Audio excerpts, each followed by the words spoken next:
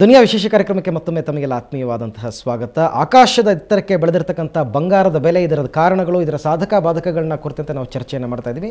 ನಮ್ಮ ಚರ್ಚೆಯನ್ನು ಮುಂದುವರಿಸೋಣ ರುದ್ರಮೂರ್ತಿ ಅವರಿಂದ. ರುದ್ರಮೂರ್ತಿ ಅವರೀಗ ಹೂಡಿಕೆದಾರರು ಸಾಮಾನ್ಯವಾಗಿ ಈಗ ಆತಂಕದಲ್ಲಿದ್ದಾರೆ ಅಂತಕ್ಕಂಥ ಒಂದು ಮಾತು ಕೇಳಿ ಬರ್ತಾ ಇದೆ. ಯಾಕೆಂದರೆ ಅಮೆರಿಕದಲ್ಲಿ ಆಗಿರ್ತಕ್ಕಂಥ ಬೆಳವಣಿಗೆ, ಈ ಹೂಡಿಕೆದಾರರಲ್ಲೂ ಕೂಡ ಎರಡು ಥರ ಇರ್ತಾರೆ. ಕೆಲವರು ಇನ್ನೂ ಹೂಡಿಕೆ ಮಾಡಬೇಕು ಅಂತ ಆರಂಭ ಮಾಡೋರು, ಈಗಾಗಲೇ ಲಾಂಗ್ ಟರ್ಮ್ ಹೂಡಿಕೆದಾರರು ಕೂಡ ಕೆಲವರು ಇರ್ತಾರೆ. ಈಗ ಆಲ್ರೆಡಿ ಇನ್ವೆಸ್ಟರ್ಸ್ಗಳ ಏನಾಗಿದ್ದಾರೆ, ಅವ್ರು ಏನು ಮಾಡಬೇಕು ಇವಾಗ ಪ್ರಸ್ತುತ ಸನ್ನಿವೇಶದಲ್ಲಿ? ಹಾಗಾದರೆ ಖಂಡಿತವಾಗ್ಲೂ ನಾನು ಬರೀ ಸಜೆಷನ್ ಟು ಎಕ್ಸಿಸ್ಟಿಂಗ್ ಇನ್ವೆಸ್ಟರ್ಸ್ ಮೊದಲು ಭಾಗದಲ್ಲಿ ತಗೊಂತೀನಿ. ಅಂದ್ರೆ ಆಲ್ರೆಡಿ ಹಣ ಹೂಡಿಕೆ ಮಾಡಿದ್ದೀವಿ, ಹೈಯರ್ ಲೆವೆಲಲ್ಲಿ ತೊಗೊಂಡಿರ್ಬೋದು, ಲೋಯರ್ ಲೆವೆಲಲ್ಲಿ ತೊಗೊಂಡಿರ್ಬೋದು, ಅವ್ರೇನು ಮಾಡಬೇಕು ಅಂತ ಮೊದಲನೇದು ಟೈಮ್ ಫ್ರೇಮ್ ಅನ್ನ ಖಂಡಿತವಾಗ್ಲೂ ಡಿಸೈಡ್ ಮಾಡಬೇಕು. ಯಾಕೆ ಜನ ಶೇರ್ ಮಾರ್ಕೆಟಲ್ಲಿ ಲಾಸ್ ಮಾಡ್ಕೊಳ್ತಾರೆ ಅಂದ್ರೆ, ಈಗ ಈ ಡಿಸೆಂಬರ್ಗೆ ಮಗಳ ಮದುವೆ ಇರುತ್ತೆ, ಅದಕ್ಕೊಂದು 10 ಲಕ್ಷ ರೂಪಾಯಿ ದುಡ್ಡು ಎತ್ತಿಕ್ಕಿರ್ತಾರೆ.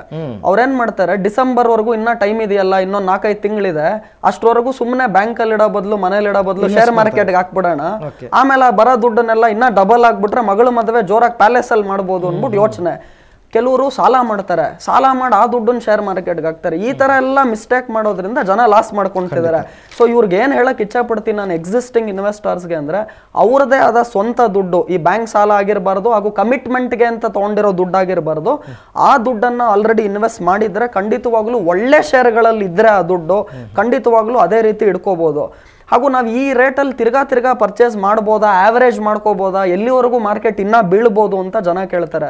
ನನ್ನ ಎಕ್ಸ್ಪೀರಿಯನ್ಸ್ ಅಲ್ಲಿ ಕಲ್ತಿರುವ ದೊಡ್ಡ ಅಂಶ ಶೇರ್ ಮಾರ್ಕೆಟ್ ಅಲ್ಲಿ ಏನು ಅಂದ್ರೆ, ಶೇರ್ ಮಾರ್ಕೆಟ್ ಏನ್ ಮಾಡತ್ತೆ ಅಂತ ಯಾರನ್ನೂ ಕೇಳಬೇಡಿ, ಮಾರ್ಕೆಟ್ ಏನ್ ಮಾಡತ್ತೆ ಅಂತ ಹೇಳುತ್ತೆ. ನಾವು ಮಾರ್ಕೆಟ್ ಅನ್ನು ಫಾಲೋ ಮಾಡಬೇಕು, ಮಾರ್ಕೆಟ್ ನಮ್ಮಾಗೆ ಫಾಲೋ ಮಾಡಿ ಅಂತ ನಾವು ಮಾರ್ಕೆಟ್ ಹೇಳ್ಬಾರ್ದು. ಸೊ ಶೇರ್ ಮಾರ್ಕೆಟ್ ಇನ್ನ ಬಾಟಮ್ ಖಂಡಿತವಾಗ್ಲೂ ಆಗಿಲ್ಲ. ನನಗ್ ನೀವು ಕೇಳಿದ್ರೆ ನಿಫ್ಟಿ ಲೆವೆಲ್ಸ್ ಖಂಡಿತವಾಗ್ಲೂ 4800 ಬರೋ ಸಾಧ್ಯತೆ ಇದೆ. ಅಲ್ಲಿಂದ ಇನ್ನ ಕೆಳಗಡೆ 4400 ಬಂದ್ರು ನನಗಂತೂ ಖಂಡಿತ ಸರ್ಪ್ರೈಸ್ ಆಗೋದಿಲ್ಲ. ಆದ್ರೆ ಜನ ಇನ್ನೊಂದು ತಿಳ್ಕೊಬೇಕೇನು ಅಂದ್ರೆ, ಸೆನ್ಸೆಕ್ಸ್ ನಿಫ್ಟಿ ಇಷ್ಟೇ ನೋಡೋದು ತಪ್ಪಾಗುತ್ತೆ. ವಾರನ್ ಬಫೆಟ್ ಅವ್ರು ಒಂದ್ ಕಡೆ ಹೇಳ್ತಾರೆ, don't look at the forest, look at individual tree ಅಂತಾರೆ.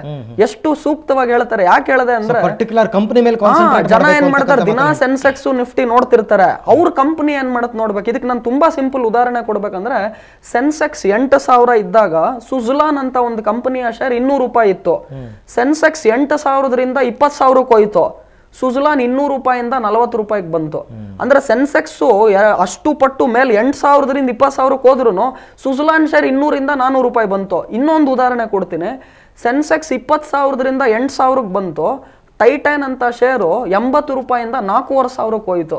ಅಂದ್ರೆ ಲಾಂಗ್ ಟರ್ಮ್ ಇನ್ವೆಸ್ಟರ್ಸ್ ಗಳಿಗೆ ಸ್ವಲ್ಪ ವೆಯ್ಟ್ ಮಾಡಬೇಕು ಅಂತಕ್ಕಂಥ ಒಂದು ಸಜೆಷನ್ ಅನ್ನ ನೀವು ಖಂಡಿತ ಈ ಲೆವೆಲ್ಸ್.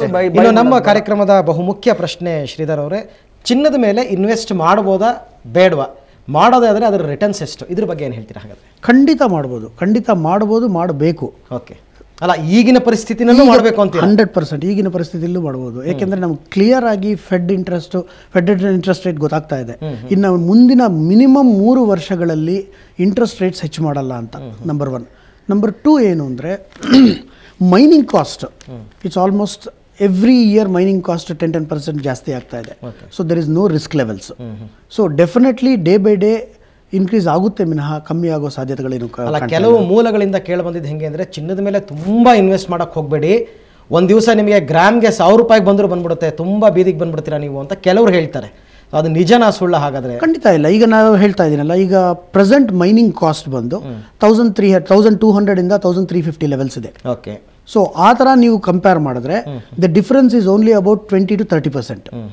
ಏನು ಮ್ಯಾಕ್ಸಿಮಮ್ ರಿಸ್ಕ್ ಬಂದ್ರು ಬಿಟ್ವೀನ್ 15 to 20% ಬರುತ್ತೆ ಮಿನಃ ಅದಕ್ಕಿಂತ ಜಾಸ್ತಿ ಅಲ್ಲಲ್ಲ, ಖಂಡಿತ ಇಲ್ಲ. 15 to 20% ಇರುತ್ತೆ. ಬಟ್ ಈಗ ಇಂಟ್ರೆಸ್ಟ್ ರೇಟ್ಸು, ಇಂಟ್ರೆಸ್ಟ್ ಲೆವೆಲ್ಸು ಇದೆಲ್ಲ ನೋಡ್ಬಾರ್ದು. ಈ share markets, equity markets plus real estate ಇದೆಲ್ಲ ನೋಡಿದ್ರೆ 100% ಗ್ರೋತೆ ಕಾಣ್ತಾ ಇದೆ. Within 2 months I am personally predicting 3,000 rupees ಆಗುತ್ತೆ ಅಂತ 2 months ಲೆಕ್ಕಾಚಾರ ಅಲ್ಲ ನಾನು ಹೇಳ್ತಾ ಇರೋದು. In future gold is very very strong. Okay Rudramurthy ಅವರೇ, ನೀವೇನು ಹೇಳ್ತೀರಾ ಗೋಲ್ಡ್ ಬಗ್ಗೆ, ಗೋಲ್ಡ್ ಇನ್ವೆಸ್ಟ್ಮೆಂಟ್ ಬಗ್ಗೆ? ಖಂಡಿತ ನೋಡಿ, ಇದಕ್ಕೆ ನಾವು ಸಿಂಪಲ್ ಅಸೆಟ್ ಅನಾಲಿಸಿಸ್ ಅಂತ ಕರಿತೀವಿ. ಜನ ಎಲ್ಲಿ ತಪ್ಪು ಮಾಡ್ತಿದ್ದಾರೆ ನೀವು ನೋಡ್ಬೇಕು. ಎಷ್ಟು ಸಿಂಪಲ್ ಆಗಿದೆ ಇದು ನೋಡಿ. ರಿಯಲ್ ಎಸ್ಟೇಟ್ ಬೂಮ್ ಬಂತು 2002-2003 ಅಲ್ಲಿ.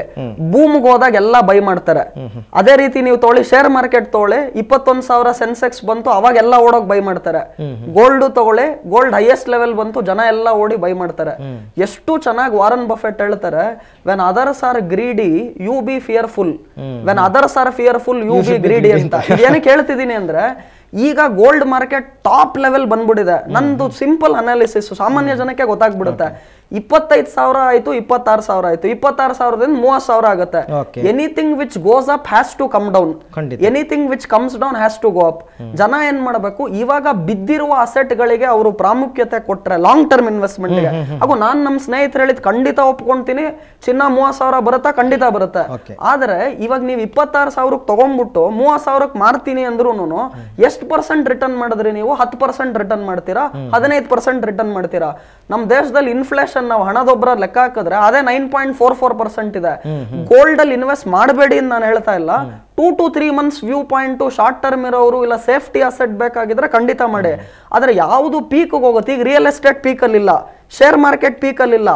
ಒಳ್ಳೆ ಶೇರ್ಗಳಿಗೆ ಒಳ್ಳೆ ಸೈಟ್ಗಳಿಗೆ ಈಗ ನಿವೇಶನ ಮಾಡೋದು ಒಳ್ಳೇದು. ಮೇಲ್ ಹೋದಾಗ ಜನ ಅಟ್ಟಿಸ್ಕೊಂಡೋಗಿ ಬೈ ಮಾಡೋದು ಖಂಡಿತ ತಪ್ಪಾಗುತ್ತೆ. ಬರೀ ಗೋಲ್ಡ್ಗೆ ಅಲ್ಲ, ಎಲ್ಲ ಅಸೆಟ್ ಕ್ಲಾಸ್. ಈಗ ಗೋಲ್ಡ್ ಮೇಲೆ ಇನ್ವೆಸ್ಟ್ ಮಾಡಿ ಅಂತಕ್ಕಂಥ ಸಜೆಷನ್ ಕೊಟ್ರಲ್ಲ ಶ್ರೀಧರ್ ಅವರೇ, ನೀವು ಒಂದು ನನ್ನ ಅನುಭವದ ಮಾತು ಹೇಳ್ತಿರ್ತಕ್ಕಂಥದ್ದು, ಸಾಮಾನ್ಯ ಜನಗಳು ಚಿನ್ನ ಖರೀದಿ ಮಾಡಬೇಕಾದ್ರೆ ನಮ್ಮ ಕಷ್ಟ ಕಾಲಕ್ಕೆ ಆಗುತ್ತಪ್ಪ ಅಂತ ಮಾಡ್ತಾರೆ. ಯಾವುದೋ ಒಂದು ಸಂದರ್ಭದಲ್ಲಿ ಒಂದು ಚಿನ್ನದ ಸರವನ್ನು ಮಾರಾಟ ಮಾಡಬೇಕು, ನಮಗೆ ದುಡ್ಡು ಬೇಕು ಅಂತ ಹೋದಂಥ ಸಂದರ್ಭದಲ್ಲಿ ಫಸ್ಟ್ ನಾವು ಅದನ್ನು ತೂಕ ಮಾಡಿದಾಗ ಅದು 25 ಗ್ರಾಮ್ ಇತ್ತು ಆ ಸರ. ಬಟ್ 25 ಗ್ರಾಮಕ್ಕೆ ದುಡ್ಡು ಬರುತ್ತೆ ಅಂತ ಹೇಳಂಗಿಲ್ಲ. ಅವ್ರೇನು ಮಾಡಿದ್ರು, ಫಸ್ಟು ಆ ಸರದಲ್ಲಿದ್ದಂತಹ ಕರಿಮಣಿಗಳನ್ನೆಲ್ಲ ಫಸ್ಟ್ ಕಟ್ ಮಾಡಿದ್ರು. ಒಂದು 8-10 ಕರಿಮಣಿ ಹೋಯ್ತು. ಆಮೇಲೆ ಆ ಚಿನ್ನನ ಏನು ಮಾಡಿದ್ರು, ಪ್ಯೂರೋ ಅಲ್ವೋ ಅಂತ ಒಂದು ಸರ್ತಿ ಚೆಕ್ ಮಾಡ್ತಾರೆ, ನಿಮಗೆಲ್ಲ ಗೊತ್ತಿರತಕ್ಕಂಥದ್ದೇ. ಆಮೇಲೆ ಅದನ್ನು ಹೀಟಿಂಗ್ ಮಾಡ್ತಾರೆ. ಹೀಟಿಂಗ್ ಮಾಡಿ ಅದರೊಳಗಡೆ ಇರೋ ಡಸ್ಟ್ ಪಾರ್ಟಿಕಲ್ಸ್ನೆಲ್ಲ ನಾವು ತೆಗಿಬೇಕು ಅಂದ್ಬಿಟ್ಟು ಹೀಟಿಂಗ್ ಮಾಡ್ತಾರೆ, ಕೆಂಪು ಕಾಯಿಸ್ತಾರೆ. ಅದನ್ನೆಲ್ಲ ಕೊಟ್ಟು ಆಮೇಲೆ ನೋಡಿದ್ರೆ ಇಟ್ ಈಸ್ ಆಲ್ಮೋಸ್ಟ್ 22 ಗ್ರಾಮ್ಸ್. ನಿಮಗೆ 3 ಗ್ರಾಮ್ ಅಲ್ಲಿ ಹೋಗೇ ಬಿಡ್ತು. 3 ಗ್ರಾಮ್ ಅಂದರೆ ಹೆಚ್ಚು ಕಮ್ಮಿ ಈಗಿನ ಲೆಕ್ಕಾಚಾರದಲ್ಲಿ 9,000 ರೂಪಾಯಿ. ಚಿನ್ನ ತೊಗೊಳ್ಬೇಕಾದ್ರೆ ಏನು ಖುಷಿ ಇರುತ್ತೆ, ಕೊಡಬೇಕಾದ್ರೆ ಅಷ್ಟು ಖುಷಿ ಇರಲ್ಲ ಅಂತ ನನ್ನ ಅನುಭವ. ನೀವೇನು ಹೇಳ್ತೀರಾ?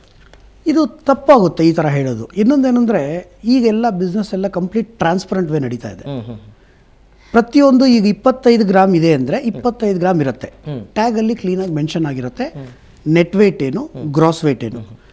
ಇದರಲ್ಲಿ 25 ಗ್ರಾಮ್ ಗ್ರಾಸ್ ವೇಟ್ ಇದೆ ಅಂದರೆ ಕರಿಮಣಿ ನೀವು ಹೇಳ್ದಂಗೆ 1.5 ಗ್ರಾಮ್ ಕರಿಮಣಿ ಹೋಗುತ್ತೆ. ಕರಿಮಣಿ ಹೋಗಿ ನಿಮಗೆ ಕ್ಯಾಲ್ಕುಲೇಷನ್ 25 ಗ್ರಾಮ್ ಆಗಲ್ಲ, 23.5 ಗ್ರಾಮ್ಗೆ ಹಾಕೋದು. ನಂಬರ್ 1. ನಂಬರ್ 2, ವೇರ್ ಆ್ಯಂಡ್ ಟೇರಲ್ಲಿ ಸೋಪು, ಪೌಡರು ಇವೆಲ್ಲ ಆಗೋ ಸಾಧ್ಯತೆ ಇದೆ.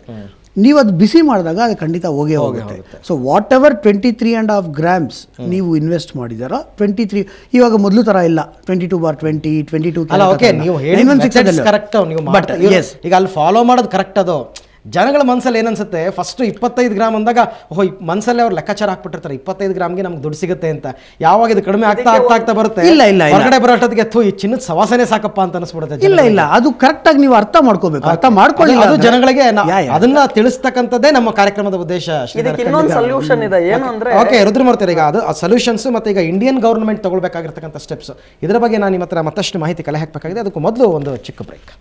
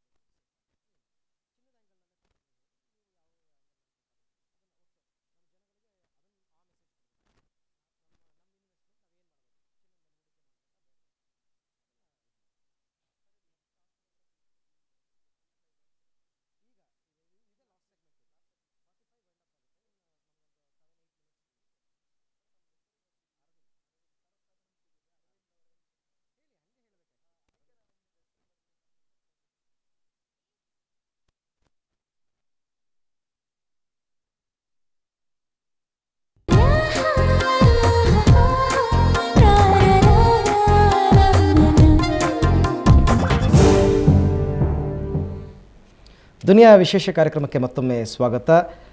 ದಿನೇ ದಿನೇ ಜಾಸ್ತಿ ಆಗ್ತಾ ಇರತಕ್ಕಂಥ ಬಂಗಾರದ ಬೆಲೆ, ಇದರ ನಿಯಂತ್ರಣ ಹೇಗೆ, ಇದರ ಮೇಲೆ ಇನ್ವೆಸ್ಟ್ ಮಾಡಬೇಕಾ ಬೇಡವಾ, ಈ ಎಲ್ಲದರ ಕುರಿತಂತೆ ನಾವು ಸಾಕಷ್ಟು ಚರ್ಚೆಯನ್ನು ಮಾಡಿದ್ದೀವಿ. ನಮ್ಮ ಕಾರ್ಯಕ್ರಮದ ಅಂತಿಮ ಹಂತಕ್ಕೆ ಬಂದಿದ್ದೀವಿ. ಇನ್ನು ನಮ್ಮ ಪ್ರಶ್ನೆ ಇರತಕ್ಕಂಥದ್ದು, ನಮ್ಮ ಆದಾಯದಲ್ಲಿ ನಾವು ಉಳಿಕೆ ಅಂತ ಏನು ಮಾಡ್ತೀವಿ, ಸೇವಿಂಗ್ಸ್ ಅಂತ ಏನು ಮಾಡ್ತೀವಿ, ಅದನ್ನು ಯಾವುದ್ರ ಮುಖಾಂತರ ಹೂಡಿಕೆ ಮಾಡಬೇಕು, ಚಿನ್ನದ ಮೇಲೆ ಹೂಡಿಕೆ ಮಾಡಬೇಕಾ ಬೇಡವಾ ಅಂತ ಅಂದ್ಬಿಟ್ಟು ನಮ್ಮ ಚರ್ಚೆನ ಮುಂದುವರಿಸೋಣ. ರುದ್ರಮೂರ್ತಿ ಅವರು, ಈಗ ಕೆಲವು ಈ ಡೆವಲಪ್ಡ್ ಕಂಟ್ರೀಸ್ ಅಂತ ನಾವೇನು ಹೇಳ್ತೀವಿ, ಫ್ರಾನ್ಸ್, ಜರ್ಮನಿ, ಇಲ್ಲಿ ಒಂದು ಎಕನಾಮಿಕಲ್ ಫಾರ್ಮುಲಾಗೂ ಇಂಡಿಯನ್ ಫಾರ್ಮುಲಾಗೂ ತುಂಬ ಡಿಫ್ರೆನ್ಸ್ ಇದೆ ಅಂತ ಯಾರೋ ಒಬ್ಬ ನನ್ನ ಫ್ರೆಂಡ್ ಹಾಸ್ಯವಾಗಿ ಹೇಳ್ತಾ ಇದ್ದ. ಅಂದರೆ ಈಗ ನಮ್ಮ ಇನ್ಕಮ್ ಏನಿದೆ, income minus expenditure equal savings ಅಂತ ನಾವು ಇಟ್ಕೋತೀವಿ. ನಮ್ಮ ಆದಾಯದಲ್ಲಿ ನಮ್ಮ ಪ್ರತಿ ತಿಂಗಳ ಖರ್ಚನ್ನು ಮಾಡಿಬಿಟ್ಟು ಆಮೇಲೆ ನಮ್ಮ ಸೇವಿಂಗ್ಸ್. ಆದರೆ ಅಲ್ಲಿ ಅಡ್ವಾನ್ಸ್ಡ್ ಕಂಟ್ರೀಸಲ್ಲಿ ಫಸ್ಟು ಇನ್ಕಮ್ ಮೈನಸ್ ಸೇವಿಂಗ್ಸ್ ಮಾಡಿಬಿಡ್ತಾರಂತೆ. ಬರೋ ದುಡ್ಡಿನಲ್ಲಿ ಸೇವಿಂಗ್ಸ್ ತೆಗೆದಿಟ್ಬಿಡ್ತಾರೆ, ಆಮೇಲೆ ಉಳಿದಿದ್ದನ್ನು ಖರ್ಚು ಮಾಡ್ತಾರೆ ಅಂತ ಅಂದ್ಬಿಟ್ಟು. ಅದೇ ನಮಗೂ ಅವ್ರಿಗೂ ಇರತಕ್ಕಂಥ ಡಿಫ್ರೆನ್ಸ್ ಅಂತ ಅಂದ್ಬಿಟ್ಟು. ನಮ್ಮ ಈಗ ಮಿಡ್ಲ್ ಕ್ಲಾಸ್ ಫ್ಯಾಮಿಲಿ ಅವರು ಪಾಪ ಪ್ರತಿ ತಿಂಗಳು ಬರ್ತಕ್ಕಂಥ ಸಂಬಳದಲ್ಲಿ ಸ್ವಲ್ಪ ಹಣವನ್ನು ಸೇವಿಂಗ್ಸ್ ಮುಂದಿನ ಭವಿಷ್ಯಕ್ಕೆ ಅಂತ ತೆಗೆದಿಡ್ತಾರೆ. ನಿಮ್ಮ ಸಜೆಷನ್ ಏನು ಮಾಡಬೇಕು ಹಣವನ್ನು? ಅರವಿಂದ್ ಅವರೇ, ತಮ್ಮ ಪ್ರಶ್ನೆ ಎಷ್ಟು ಸಿಂಪಲ್ ಆಗಿ ಹೇಳ್ಬೋದು ಅಂದ್ರೆ, ನಮ್ಮ ದೇಶದಲ್ಲಿ ಹಾಸಿಗೆ ಇದ್ದಷ್ಟು ನಾವು ಕಾಲ್ ಚಾಚ್ತೀವಿ, ಅಲ್ಲೇನ್ ಮಾಡ್ತಾರೆ, ಕಾಲ್ ಚಾಚ್ಬಿಟ್ಟು ಹಾಸಿಗೆ ಮಾಡಿಸ್ತಾರೆ ಆಮೇಲೆ. ಇಷ್ಟೇ ಡಿಫರೆನ್ಸ್. ನೀವ್ ಹೇಳಿದ್ದು ಪ್ರಶ್ನೆ ಅಲ್ಲ, ಹಾಸಿಗೆ ಮಾಡ್ಸಕ್ ಅವ್ರ ಹತ್ರ ದುಡ್ಡು ಇರುತ್ತೆ, ನಮ್ಮ ಜನಗಳ ಹತ್ರ ದುಡ್ಡು ಇರಲ್ವಲ್ಲ ಪಾಪ. ಅಂದ್ರೆ ನಮ್ಗೆ ಎಷ್ಟು ಮಿತಿ ಬೇಕೋ ಅಷ್ಟಕ್ಕೆ ನಾವು ಮಾಡಿಸ್ಕೊಂಡ್ರೆ ಹಾಸಿಗೆ, ಅವ್ರ ಕಾಲ್ ಚಾರ್ಜಸ್ಬಿಟ್ಟು ಎಷ್ಟು ಉದ್ದ ನೋಡ್ಕೊಂಡು ಆಮೇಲೆ ಹಾಸಿಗೆ ಮಾಡ್ತಾರೆ. ಅಂದ್ರೆ we are saving oriented countries ಆದ್ರೆ ಅವ್ರುಗಳೆಲ್ಲ ಮೋರ್ ಸ್ಪೆಂಡಿಂಗ್ ಓರಿಯೆಂಟೆಡ್. ಅವ್ರ ಹಾಸಿಗೆನೆ ತುಂಬಾ ಉದ್ದ ಇರುತ್ತೆ, ಕಾಲ್ ಚಿಕ್ಕದಿರುತ್ತೆ ಅಂತ. ಖಂಡಿತವಾಗ್ಲು. ಇವಾಗ ಸಾಮಾನ್ಯ ಜನಕ್ಕೆ ನಾನು ಹೇಳೋದು ತುಂಬಾ ಸಿಂಪಲ್. ಗೋಲ್ಡ್ ಬಗ್ಗೆನೇ ಹೇಳ್ಬೇಕಾದ್ರೆ, ಯಾರ್ಯಾರಿಗೆ ಕಮಿಟ್ಮೆಂಟ್ ಇರುತ್ತೆ, ಇವಾಗ ಮದುವೆಗೋಸ್ಕರ, ಹಬ್ಬಕ್ಕೋಸ್ಕರ ಈ ತರ ಗೋಲ್ಡ್ಗೆ ಬೈ ಮಾಡಬೇಕು ಅಂತಿರೋರು, ಖಂಡಿತವಾಗ್ಲೂ ನಮ್ಮ ಸ್ನೇಹಿತರು ಹೇಳ್ದಂಗೆ ಗೋಲ್ಡ್ ಮೇಲ್ ಹೋಗುತ್ತೆ. ನಾನು ಒಪ್ಕೊಂತೀನಿ ಅದನ್ನ. 30,000 ಹತ್ತತ್ರ ಬರ್ಬೋದಾ, ಬಂದೇ ಬರುತ್ತೆ 10 ಗ್ರಾಮ್ಗೆ. ಕಮಿಟ್ಮೆಂಟ್ ಯಾರ್ಯಾರಿಗಿದೆ, ನನಗೆ ಮೊನ್ನೆ ಒಬ್ರು ಫೋನ್ ಮಾಡಿ ಕೇಳಿದ್ರು, ಸರ್ ನನಗೆ ಮಗಳ ಮದುವೆ ಇದೆ ಡಿಸೆಂಬರ್ ಅಲ್ಲಿ, ಅವಾಗ ಹೆಂಗಿದ್ರು ಚಿನ್ನ ಖರೀದಿ ಮಾಡ್ಲೇಬೇಕು, ಅದು ಎಷ್ಟಾನ ಇರ್ಲಿ ರೇಟು. ಈಗ ಮಾಡೋದು ಒಳ್ಳೇದ, ಅವಾಗ ಮಾಡೋದು ಒಳ್ಳೇದ ಅಂದ್ರೆ 3-4 ತಿಂಗಳು ಕಾಯ್ದು ಮಾಡೋದು ಬೇಡ, ಇವಾಗೇ ಮಾಡಿ ಒಳ್ಳೇದು ಅಂತ ಹೇಳಿದೆ. ಆದ್ರೆ ಇನ್ವೆಸ್ಟ್ಮೆಂಟ್ ಪರ್ಪಸ್ ಯಾರ್ಯಾರು ನೋಡ್ತಿದ್ದಾರೆ, ಮಗಳ ಮದ್ವೆಗಲ್ಲ, ಹಬ್ಬಕ್ಕಲ್ಲ, ಅದಕ್ಕೆ ದುಡ್ಡು ಹೂಡಿಕೆ ಮಾಡಿ ನಾವು ಲಾಭ ಮಾಡಬೇಕು ಅಂತ ಯಾರ್ಯಾರು ಒಂದ್ ಕಡೆ ಲಾಭ, ಒಂದ್ ಕಡೆ ಲಾಭದವ್ರಿಗೆ ಏನ್ ಹೇಳ್ತೀರಾ? ಲಾಭದವ್ರಿಗೆ ನಾನು ಏನ್ ಹೇಳಕ್ ಇಚ್ಛೆ ಪಡ್ತೀನಿ ಅಂದ್ರೆ, ಗೋಲ್ಡ್ ಇನ್ವೆಸ್ಟ್ಮೆಂಟ್ ಅನ್ನ ಖಂಡಿತ ಮಾಡಬೇಡಿ ಅಂತ ನಾನು ಹೇಳ್ತಾ ಇಲ್ಲ. ಆದ್ರೆ ಹೈಯೆಸ್ಟ್ ಲೆವೆಲ್ ರಿಸ್ಕ್ ಅಸೆಟ್ಸ್ ಇಲ್ಲ ರಿಸ್ಕ್ಲೆಸ್ ಅಸೆಟ್ಸ್ ಯಾವುದೇ ಆಗ್ಲಿ, ಗೋಲ್ಡ್ ಆಗ್ಲಿ, ರಿಯಲ್ ಎಸ್ಟೇಟ್ ಆಗ್ಲಿ, ಶೇರ್ ಮಾರ್ಕೆಟ್ ಯಾವುದೇ ಆಗ್ಲಿ, ಹೈಯೆಸ್ಟ್ ಲೆವೆಲ್ಸ್ ಹೋದಾಗ ಇನ್ವೆಸ್ಟ್ಮೆಂಟ್ ಪರ್ಪಸ್ಗೆ ಮಾಡೋದು ಖಂಡಿತ ತಪ್ಪಾಗುತ್ತೆ. ಹಾಗೂ ಸಾಮಾನ್ಯ ಜನ ಇವಾಗ ತಿಂಗಳಿಗೆ 10,000 ದುಡಿತಾರೆ, ಅವರು ಒಂದು ಖರ್ಚೆಲ್ಲ 4-5 ಸಾವಿರ ಮಾಡ್ತಾರೆ, ಇನ್ನೊಂದು 5 ಸಾವಿರ ಸೇವಿಂಗ್ ಇದೆ ತಿಂಗಳು. ಅದನ್ನ ಏನ್ ಮಾಡ್ಬೇಕು ಅಂತ ತಮ್ಮ ಪ್ರಶ್ನೆ. ನಾನು ಅಷ್ಟು ದುಡ್ಡು ಶೇರ್ ಮಾರ್ಕೆಟ್ಗೆ ಹಾಕಿ ಅಂತಿಲ್ಲ, ಅಷ್ಟು ದುಡ್ಡು ಗೋಲ್ಡ್ಗೆ ಹಾಕಿ ಅಂತ ಹೇಳ್ತಾ ಇಲ್ಲ. ವೆಲ್ತ್ ಅನ್ನ ನಾವು ಕ್ರಿಯೇಟ್ ಮಾಡಬೇಕು ಅಂದ್ರೆ ನಾವು ಲಾಂಗ್ ಟರ್ಮ್ ನೋಡ್ಬೇಕು ಒಂದು. ಹಾಗೂ we should make A good portfolio ಅಂತ ನಾವು ಕರಿತೀವಿ.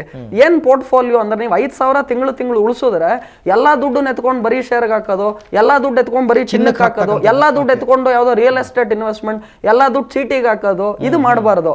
ನೀವು ಯಾವ ತರ ಅಸೆಟ್ ಕ್ಲಾಸ್ ಅನ್ನ ಒಂದು ಗ್ರೂಪ್ ಮಾಡ್ಕೋಬೇಕು ಅಂದ್ರೆ ಒಂದು ಪೋರ್ಟ್ಫೋಲಿಯೋ ಇರಬೇಕು, ಬೇರೆ ಬೇರೆ ವಿಂಗಡಣೆ. ಅವಾಗ ಏನಾಗುತ್ತೆ, ನಿಮ್ಮ ಹತ್ರ ಇವಾಗ ಒಂದು 5 ಅಸೆಟ್ ಕ್ಲಾಸ್ ಇದೆ ಅನ್ಕೊಳ್ಳಿ. ಚಿನ್ನ ಇದೆ ನಿಮ್ಮ ಹತ್ರ, ಬ್ಯಾಂಕ್ ಡೆಪಾಸಿಟ್ ಇದೆ ನಿಮ್ಮ ಹತ್ರ, ಶೇರ್ಸ್ ಇದೆ ನಿಮ್ಮ ಹತ್ರ, ಮ್ಯೂಚುವಲ್ ಫಂಡ್ ಇದೆ ನಿಮ್ಮ ಹತ್ರ. ಹಾಗೂ ಈ ತರ ಇದ್ದಾಗ ಆ 5ರಲ್ಲಿ ಒಂದು ಅಸೆಟ್ ಕ್ಲಾಸ್ ಕೆಳಗಡೆ ಬಿದ್ರೆ ಇನ್ನು ಸಪೋರ್ಟ್ ಮಾಡುತ್ತೆ. ಓಕೆ ಶ್ರೀಧರ್, ನೀವೇನ್ ಹೇಳ್ತೀರಾ? ನಮ್ಮ ಜನ ಉಳಿಕೆ ಹಣವನ್ನ ಏನ್ ಮಾಡ್ಬೇಕು ಹಾಗಾದ್ರೆ? ಖಂಡಿತ ನೀವು ನಮ್ಮ ಸ್ನೇಹಿತರು ಹೇಳ್ದಂಗೆ plan in such A way. ಯಾರಿಗೆ ಹೆಣ್ಮಕ್ಳಿದ್ದಾರೆ, ಮದುವೆ ಕಾರ್ಯಕ್ರಮಗಳಿದೆ, ಯಾರಿಗೆ ಫಂಕ್ಷನ್ಸ್ ಇದೆ, ಅದಲ್ಲದೆ ಸರ್ಕಲ್ ಮಾಡಿಕೊಂಡು ಲೋ ರಿಸ್ಕ್ ಫ್ಯಾಕ್ಟರ್ ಗೋಲ್ಡ್, ನನ್ನ ಪ್ರಕಾರ invest maximum in gold, rest in other factors. ಈಗ ಗೋಲ್ಡಲ್ಲಿ ಮಾಡಿ, ಸ್ವಲ್ಪ ರಿಯಲ್ ಎಸ್ಟೇಟಲ್ಲಿ ಮಾಡಿ, ಸ್ವಲ್ಪ ಶೇರ್ಸಲ್ಲಿ ಮಾಡಿ, ಸ್ವಲ್ಪ ಡಿಪಾಸಿಟ್ಸಲ್ಲಿ ಮಾಡಿ. ಯಾವುದು ಎಲ್ಲಿ ಏನು ಹೆಚ್ಚು ಕಮ್ಮಿ ಆದ್ರೂ ಎಲ್ಲೂ ನಮಗೆ ಬ್ಯಾಲೆನ್ಸ್ ಆಗುತ್ತೆ, ಎಲ್ಲಿ ಏನು ಪ್ರಾಬ್ಲಮ್ಸ್ ಆಗಲ್ಲ. Over all the trend in gold looks to be very high, very peak and very strong. Okay, that is my definitely. Okay, ನಿಮ್ಮ ಈಗ ನೀವು ನೋಡ್ಕೊಂಡು ಬಂದಿರೋ ಒಂದು ರೈಸಿಂಗ್ ಲೆಕ್ಕಾಚಾರವನ್ನು ತಗೊಳ್ಳೋದಾದ್ರೆ, ಚಿನ್ನದ ಬೆಲೆ ಸದ್ಯದಲ್ಲಿ ಕಡಿಮೆ ಆಗ್ತಕ್ಕಂತ ಇದಿಲ್ಲ, ಖಂಡಿತ ಜಾಸ್ತಿ ಆಗುತ್ತೆ, ಇನ್ನೂ ಜಾಸ್ತಿ 100% ಜಾಸ್ತಿ ಆಗುತ್ತೆ. ಸ್ವಲ್ಪ ಕಡಿಮೆ ಆಗುತ್ತೆ ಅನ್ನೋದೇ ಆದ್ರೆ ಅದಕ್ಕೆ ಎಷ್ಟು ಕಾಲವನ್ನ ನಿರ್ಧಾರ ಮಾಡಬಹುದು ನಾವು? ಕಡಿಮೆ ಆಗೋ ಚಾನ್ಸಸ್ಗಳು ಕಾಣ್ತಾನೆ ಇಲ್ಲ. ಅಂದ್ರೆ ನಿಮಗೆ not even 1,000 rupees per 10 gram ಅಲ್ಲ. ಈಗ ಮೈನಿಂಗ್ ಕಾಸ್ಟೇ ಜಾಸ್ತಿ ಆಗ್ತಾ ಇದ್ರೆ, ಮೈನಿಂಗ್ ಕಾಸ್ಟ್ ಇವಾಗ $1,300-$1,400 ಇದೆ, ಇವಾಗ $1,700. Risk factor is about $150 to $200 or $250. Every year mining cost ಮೇಲೆ ಹೋಗ್ತಾನೆ ಇದೆ. ಈ ಚರ್ಚೆಯ ಒಂದು ಸಾರಾಂಶ ಏನಪ್ಪಾ ಅಂತಂದ್ರೆ, ಚಿನ್ನದ ಬೆಲೆ ಕಡಿಮೆ ಆಗ್ತಕ್ಕಂಥ ಸಾಧ್ಯತೆ ತೀರಾ ಕಡಿಮೆ. ಯಾಕೆಂತಂದರೆ ವರ್ಷ ಗಣಿಗಾರಿಕೆಯ ಬೆಲೆ ಜಾಸ್ತಿ ಆಗ್ತಾ ಇರ್ತಕ್ಕಂಥದ್ದು. ಸಾಕಷ್ಟು ನೀವು ಎಕ್ಸಾಂಪಲ್ಸ್ಗಳನ್ನ ಕೊಟ್ಟರೆ ಯಾಕೆ ಆ ಥರ ಆಗ್ತಾ ಇದೆ ಅಂತ ಅಂದ್ಬಿಟ್ಟು. ಇದರ ಜೊತೆಗೆ ಇನ್ನೂ 30,000 ಹತ್ತತ್ರ ಹೋಗ್ತಕ್ಕಂಥ ಸಾಧ್ಯತೆನೂ ಇದೆ ನೆಕ್ಸ್ಟ್ ಇನ್ನೊಂದು ಅನದರ್ 4 to 5 months ಅಂತ 1 month ಅಲ್ಲಿ ಅಂತ ಹೇಳಿ ಒಂದು ತಿಂಗಳಲ್ಲಿ ಅಂತಾನೆ ಹೇಳ್ತಾ ಇರ್ತಕ್ಕಂಥದ್ದು.